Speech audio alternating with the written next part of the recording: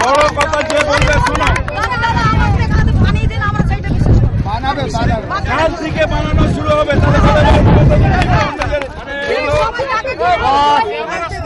রাজনীতির কথা বলো না।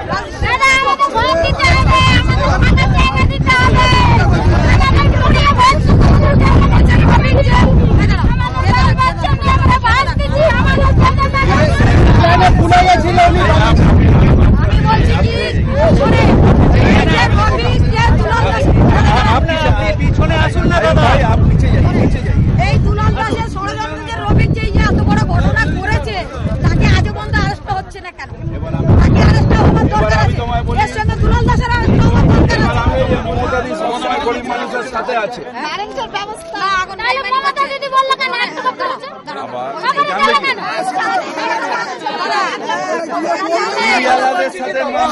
করো না, টিভিওয়ালাদের বিশ্বাস করো না।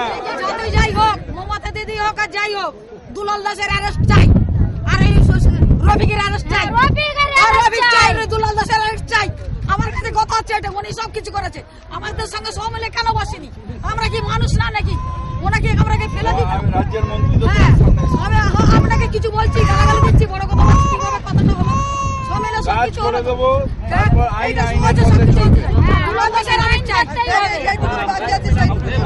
আমি চাই দুলাল দাসের অ্যারেস্ট চাই। রফিকের আজ হচ্ছে 4 মাস আগে, তাদের মধ্যে অ্যারেস্ট হয়নি। সেসব রাজনীতির কথা কবে থেকে শুরু হবে? কাল থেকে। আবার তুমি প্রশ্ন করছো না, আমি নিজে বলছি কাল পাক্কা না ভাই, হচ্ছে না।